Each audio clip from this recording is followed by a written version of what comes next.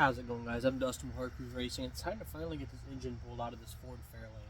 It's a very rare car. It's a 1960 Ford Fairlane 500. It's a one-year production car. It being a two-door makes it even a little more rare.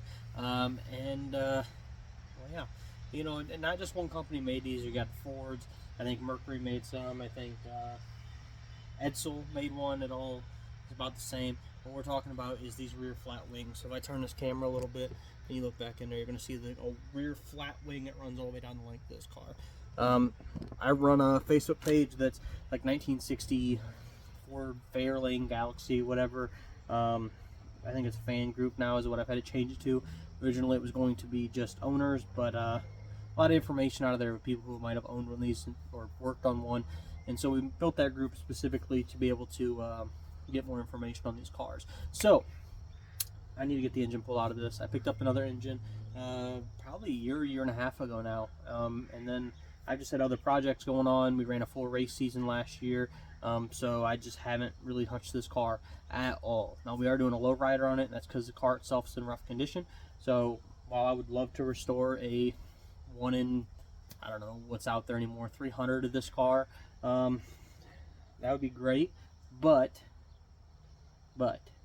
missing some floors, we're missing some rear quarters are rusted out, everything's a little banged and beat up, all the trim on it has little dings in it. It's just not a car, in my opinion, that would be good for restoration. So instead, swapping the engine out for the same exact engine that's already in it. Nothing special there. It's not built to go fast. And then I'm just going to lower it, get it low to the ground, maybe a nice custom paint job on it. When I do the custom paint job on this, it's all going to be super budget, guys. I'm going to be, like Walmart paints through a Harbor Freight spray gun, rattle can some, graphics and effects down it. Maybe pull out the airbrush, maybe pull out the pinstripe. But everything I'm going to do is going to be super budget friendly.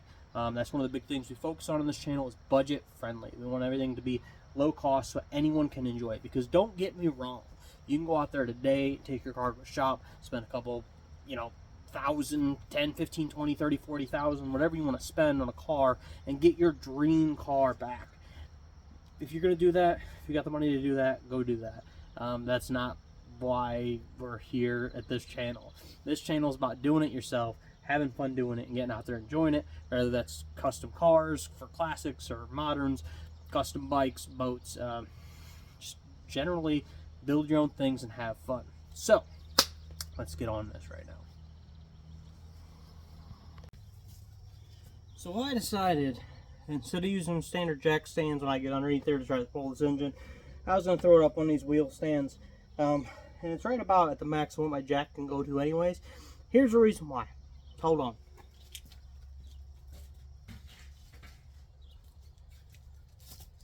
I own one of the elusive folding Harbor Freight jack stands. There wasn't a lot of weight on this at all. And yeah. Luckily I was standing next to the car when that collapsed. But I have had, during race events, 2 cars try to crush me. So another reason that I decided to try to go with these today is because getting the engine hoist in there.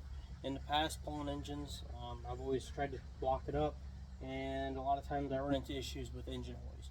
Now, you really can't see it, but just behind where the engine's at here, concrete stops from the dirt. So if I were to take, standard, original, what am I thinking of? These fuckers. If I were to take them and put them back out, we're going to be in the dirt. I'm going to run a risk of them rolling anyways or sinking in the ground. So I'm hoping that these points out here are wide enough that I can get the engine hoist in it. We'll see. I could be wrong. I didn't measure anything. I'm just trying something different than what I usually do. Usually when I pull an engine, I struggle. Today I'm just trying to get the car a little higher so I can get underneath there, unhook the transmission or anything else I got to unhook. And hopefully the engine comes out. Who knows? If not, then I pick it up, put it back on the ground, and back where I was. Alright, so can confirm. It's wide enough. Had to slide right back in there, so won't go back until that hits right there. But I think it's plenty far enough back on that engine to generally level it. Not using any fancy chain leveler or anything like that. I'm going to put a ratchet strap around it. I'm going to go up there, tighten that ratchet strap down, and we're going to take some of that tension off the engine. And then essentially I'm going to fight it is what's going to happen, because I'm going to try to account for the weight of the transmission behind it, but you just really can't ever know. You can't really balance it until it's in the air, and I don't have one of them fancy balancers. That's a tool you can go pick up from Harbor Freight. I mean, it's not a big deal. Go pick one up, but just don't have one. I didn't pick one up. That's it. And I'm still gonna take the engine out. I mean, I've swapped a lot of engines over the years, and I've never needed one now. So, I mean, it would have made the job a lot easier. I'm not gonna say it won't, but my point is you don't need it. Get the engine out of there. You'll be okay. Now, the big thing right now is I'm gonna lift this up, and I have to be able to pull this engine back. There's a little lip on the thing behind me. I might have to fight it over that. That's just reality. But the thing is, I'm getting this engine out of here right now.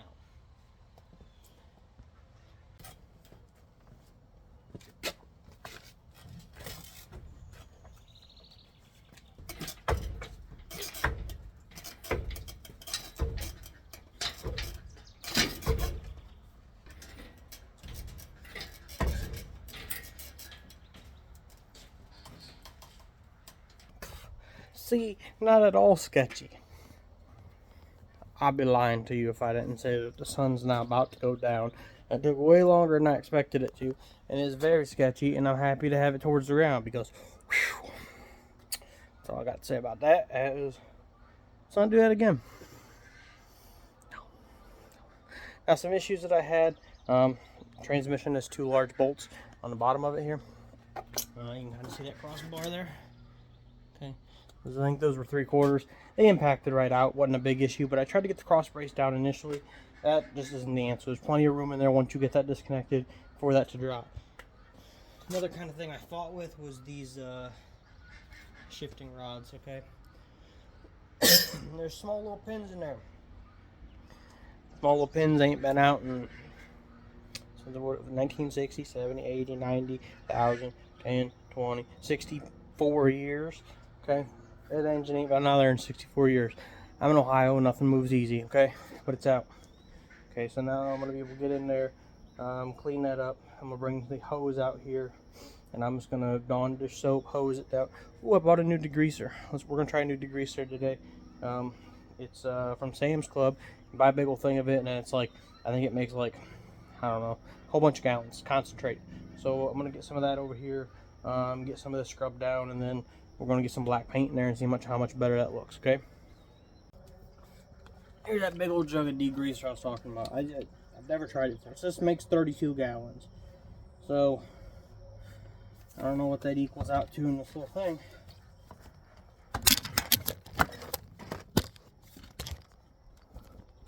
You went for a ride, didn't you? Got this little tripod balanced up here all weird, like 64 ounces per gallon if we were to do some heavy soils. And I think what we're doing we can consider heavy soils. But we're going to fill this little water can up here, this little spray bottle. And yeah, this ain't anywhere close to a gallon. So I guess we're going to try 5 fluid ounces to the rest being water, just because the measurements on here. I'm going to tell you right now, guys, I never bought this before in my life. I never used it before. I just seen it when I was shopping at the store. And the price was right, where I said, you know, it works good on car parts or boats or whatever else I'm working on. I'll be happy. And if it works like crap on those things, sure I can. Oh God, I made a mess. Use it as a cleaner on something else. That was kind of my thought on it. So that's how we're going to use it here. I'm going to. I made it thick. I made it heavy. Ooh, it's kind of burning some wounds where I splashed it on my hand. So I got 5 ounces. I'm going to fill the rest with water. I'm going to spray this down. I'm not going to leave it soak for very long, and then I'm going to spray it off and just see if we break down some of those greases. Low expectations. I'm hopeful, you know. Kind of, I don't know. You're on my engine hoist, kind of like barely. So I just wanted you guys to see this in real time so you know if I'm bullshitting or not. I mean, I don't bullshit. I kind of tell how it is. That's burning the finger. I'm going to take this bottle. I'm going to fill the rest away up with water. Foaming up a lot. Don't really like that, but at least I know it'll be mixed. So gonna leave this down here and see where it ends up. I'm gonna spray this all down just to pre-soak some of that grease. You can see the big spot I'm gonna focus that's right here. Okay, that's where that engine has just been leaking for a lot of years. So if you guys can see that, let me adjust you a little bit here. Okay, I want you to see it, see if it really works. All this I've painted, so I definitely wouldn't say that that's a good indicator up here.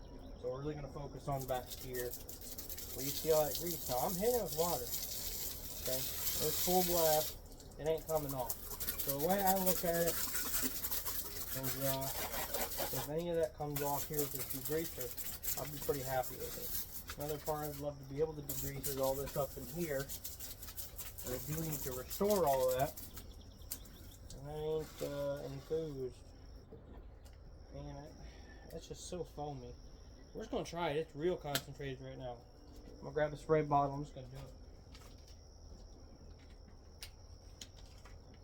I'd say with this foam right now, talking like only 15 ounces in this bottle. So, and this one's gonna be water from some other stuff. I'm just gonna spray it until we. I gotta assume we're past the water now, right? Maintained it at some point in time, but the reality is with cars back in the day, they weren't really maintained very well. Okay? Even cars now. Look how bad some of these people take care of their stuff nowadays. Kind of embarrassing. And I mean, I'm not gonna say that I'm innocent to the whole situation. I'm kind of crap on car washes and whatnot. But at the same time,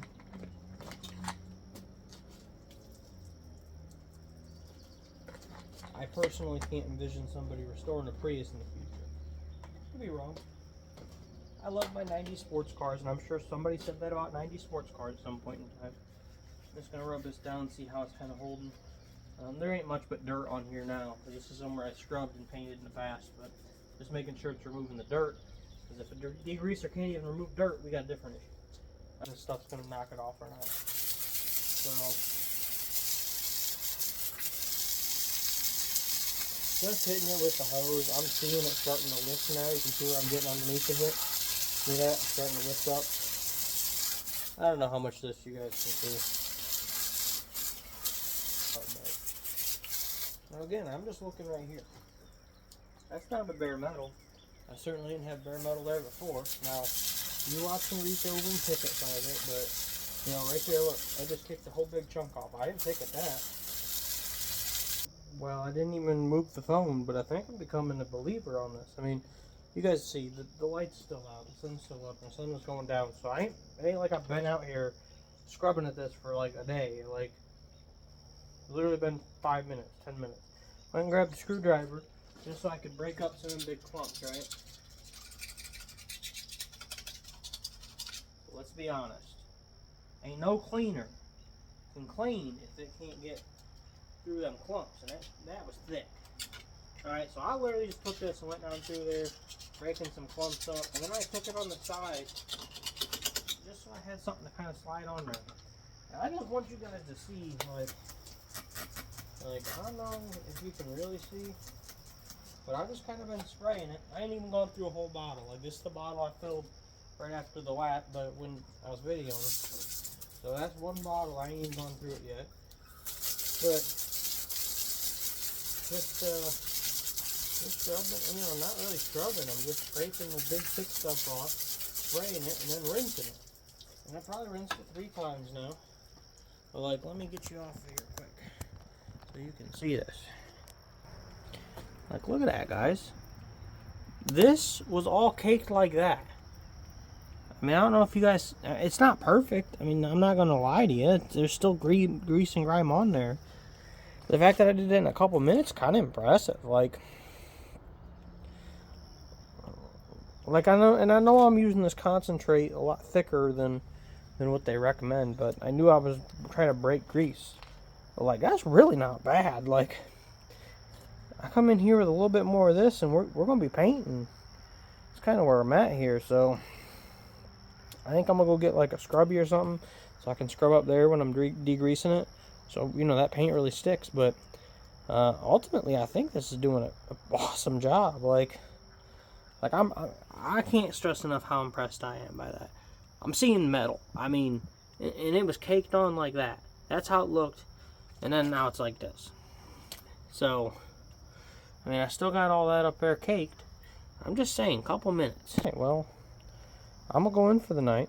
I'm gonna post this video, but the engine's out. Chalk that up as a win. Old engine's out. You can see it was rough, beat up. Didn't really shift right. Didn't really drive right. It kind of just fell on its face, to be honest. And I have the parts to rebuild this, but found somebody that was up in Michigan who was pulling one of these out of his car to V8 swap it, and I asked him to hold it for me, and he held it for a few months until I was able to get back to Ohio and then make the trip up there. So over here, we have a pretty good condition engine. It didn't have all these spider webs and stuff on it, but it's been sitting in here about a year. But you can see internally it's a nice looking engine. No rust. The guy upkept his car great. So we got a good engine ready to go in. Over there is another trans. So obviously I need to compare that trans to my trans, because these engines I think came out of a 61 or 62 is what this engine came out of. My car's originally a 60. Back in the day, they made a lot of changes real fast. So one of the things that I want to do is be able to, inspect everything, set them up next to each other, make sure everything's the same before it goes in the car. I mean, it really doesn't matter, to be honest with you, because essentially my build is from scratch. And I know that sounds terrible, but this car, I'm stripping it down. The interior's out and laying over there because it's trashed. So I'm building an all custom interior for this car. Again, I have holes in the floor, so that's not an issue. I own a custom upholstery shop. I'm not worried about that at all. It gives me an opportunity to actually do something real cool with it. But essentially what I'm saying is the car I'm building from scratch up. But I want it to be relatively original.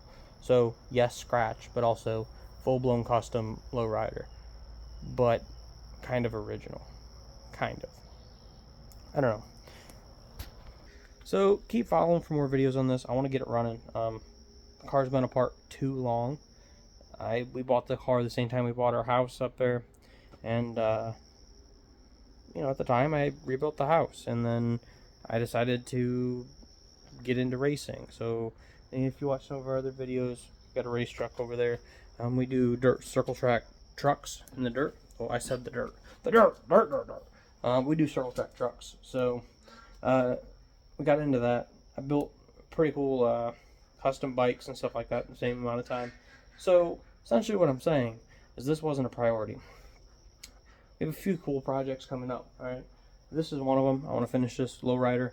I also have a rotary Miata that's a Pikes Peak car that I would like to get done, or at least running. There's a project I had from a long time ago that I took the engine out. I was going to V6 swap it. I started the V6 swap, didn't like it, decided to rotary swap it. So I've just accumulated parts over time. And again, I was going to college. We rebuilt the house. We had other projects. So that also got pushed to the back burners. So get out there, build cool things. Most importantly, have a good day. Like, really try and have a good day.